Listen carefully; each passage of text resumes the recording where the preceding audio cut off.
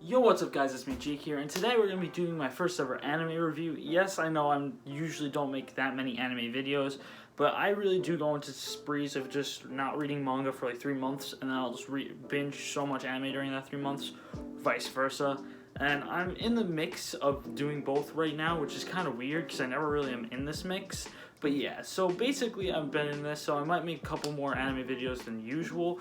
So yeah, I just want to make this review on Haikyu because the new season is currently out, and I kind of wanted to talk about how much I like Haikyu.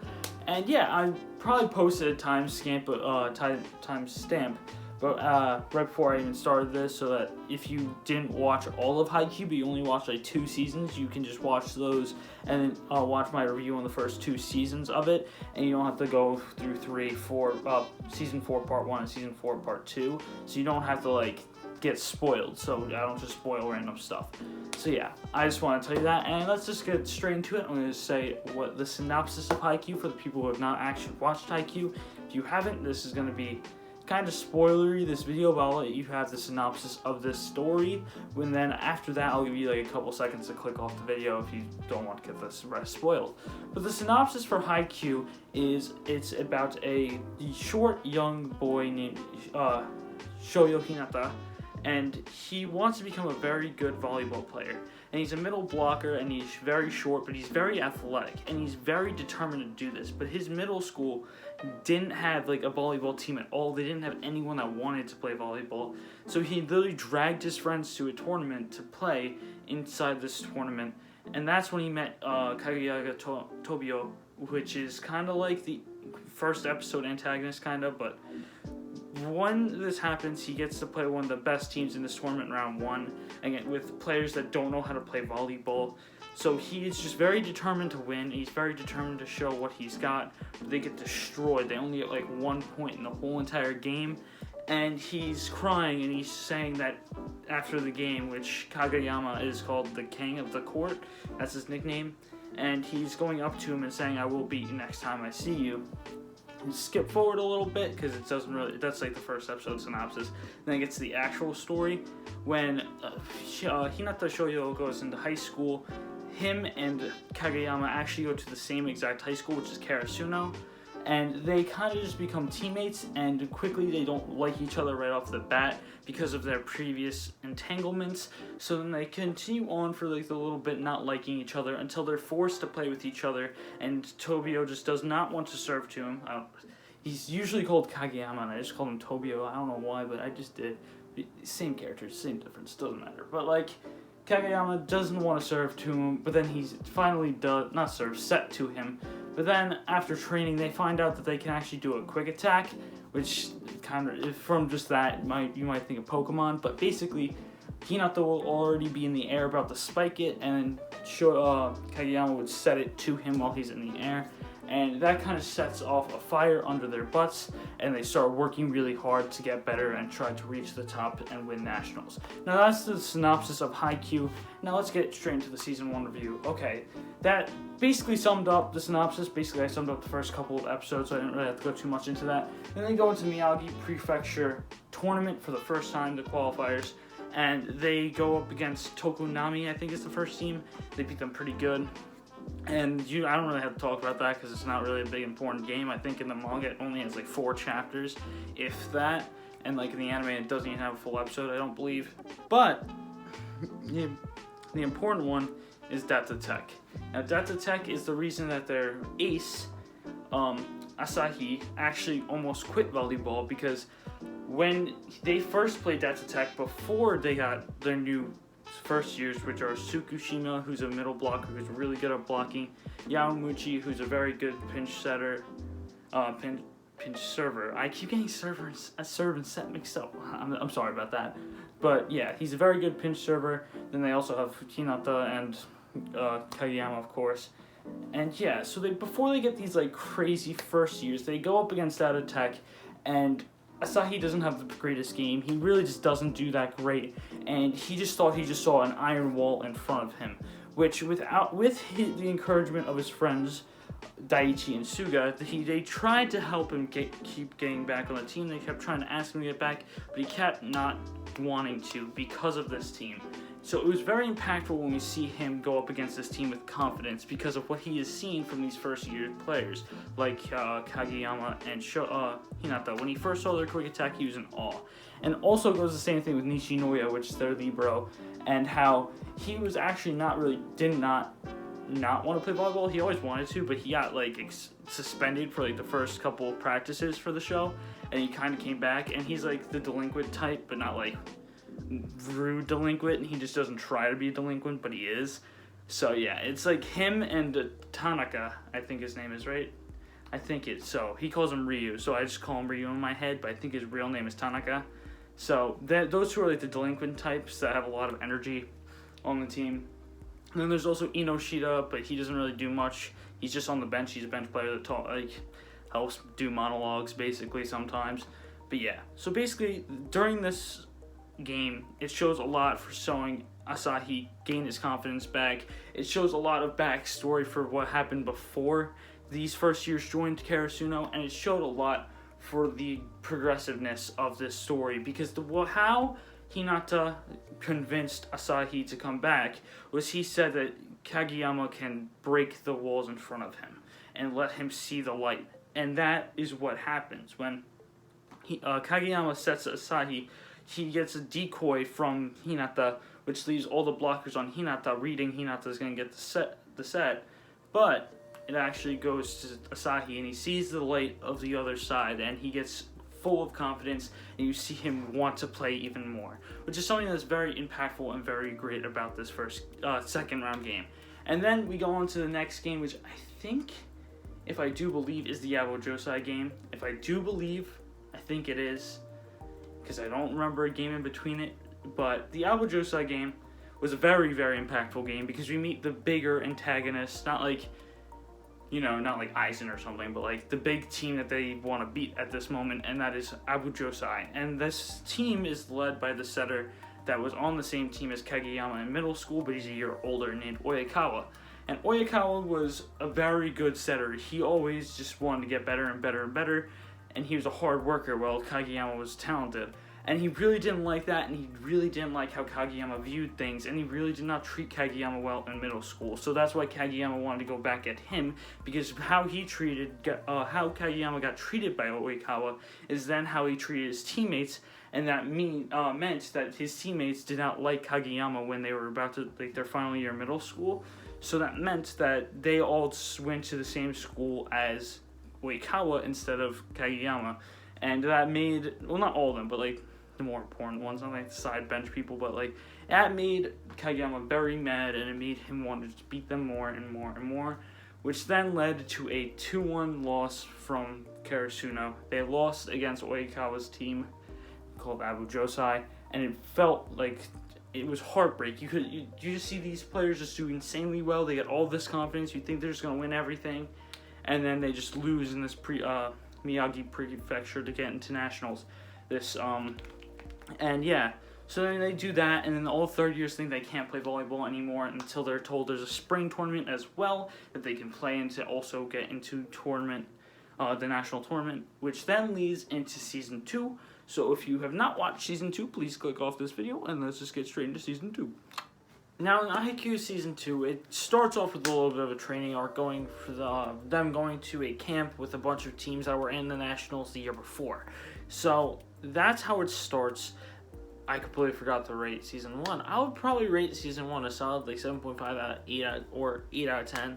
I would probably give it that, because I would probably give this a little bit higher, because the ending, I do like this end of the season more. But yeah, so getting back onto that, when it starts, the first 12 episodes is a camp arc where they're training to learn new things, and during this camp arc, Hinata and Kageyama learn a new quick attack where Kageyama stops the ball in the air while Hinata jumps into the air.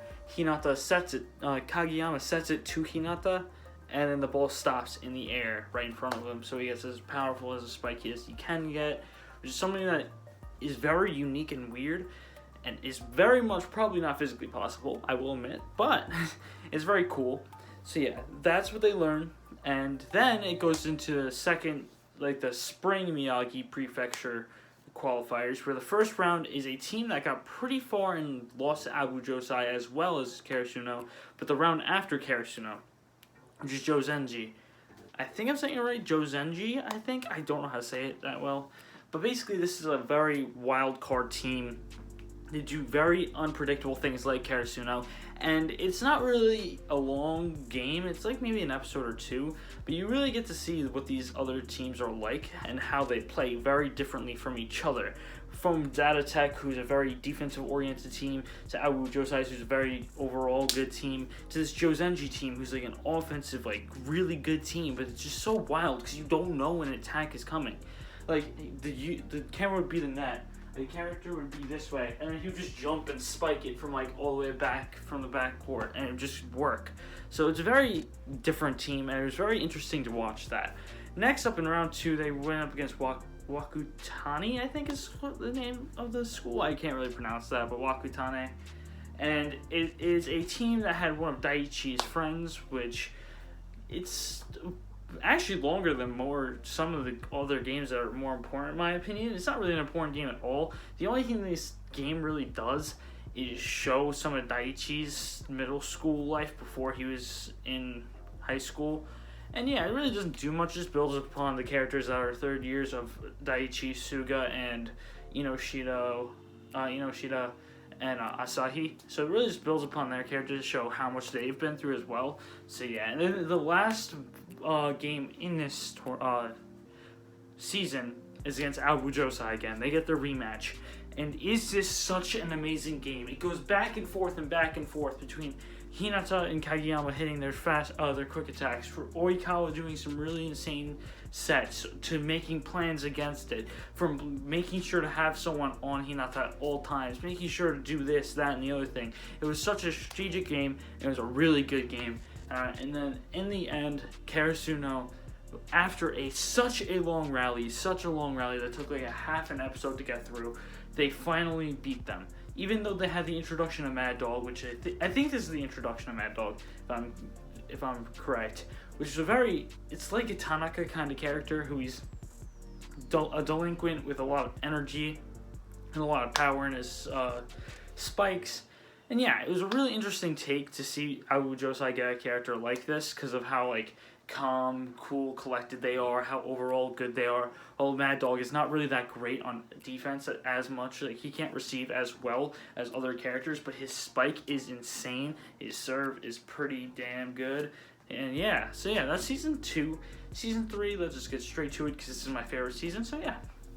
And I did it again. I forgot to rate it. I would probably say it's an 8.5 out of 10 for that season. Now, season 3 is definitely my favorite season. It's a 10-episode season, and it's against a powerhouse called Shira Torizawa, who has the best spiker in the nation for high school. And then they have a really good defense. I think his name is Kendo, the red hair guy. I think his name is Kendo, but I could be very wrong. So yeah. And they have this really good game with Karasuno where it goes back and forth just like Abu Josai.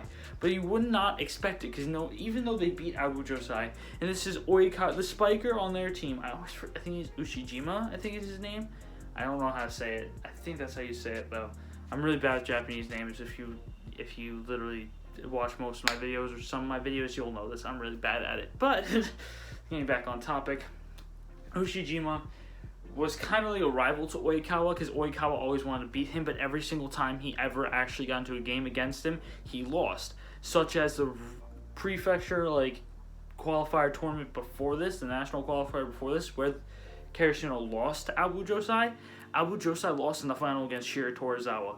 So seeing them having to progress, beat Abu Josai in such a close game, seeing a team that kind of destroyed them in the last final, is something that was a task you could not think they could do. A task that you thought was maybe incomprehensible for this team, but they somehow claw points. They somehow get these points, even though their bodies are crumbling down, even though they are just getting blocked at some points, and then they can't block Ushijima. Like Tsukishima, their main blocker for Karasuno, their best blocker, only gets 1 block on him, but it's one of the most meaningful blocks in the series, and it's such a great season. It shows a lot of heart and integrity through this team, and it really shows what this team is made of.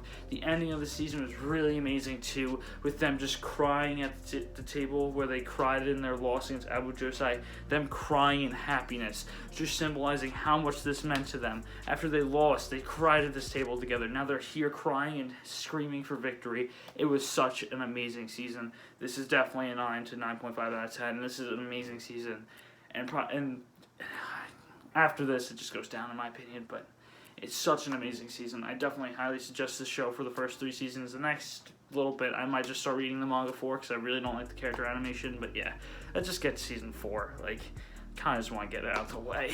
And for season 4, I'm going to do season 4 part 1 and 2 in the same one. This one also starts on a training arc with Kageyama going to the Tokyo, like, the top prospects in Tokyo's training camp for, like, top prospects in volleyball high school. And he's, like, one of the only first years there.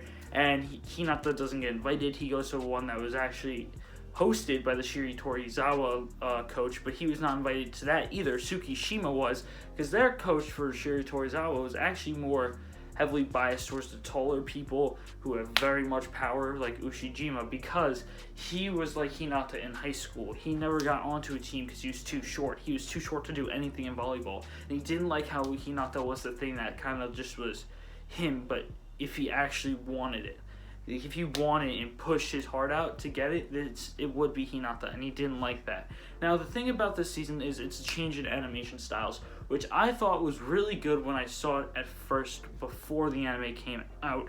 But once the anime came out, I did not like it a single bit. But basically, from the win against Shiri Torizawa, which I didn't actually say Karasuno won, but Karasuno won. And after the win, they get into nationals, and they're going into the nationals. And the first game they play is kind of a wash. We don't really know the team name. Well, we probably do learn it, but I don't really pay attention to that one. It was like a 2-episode game.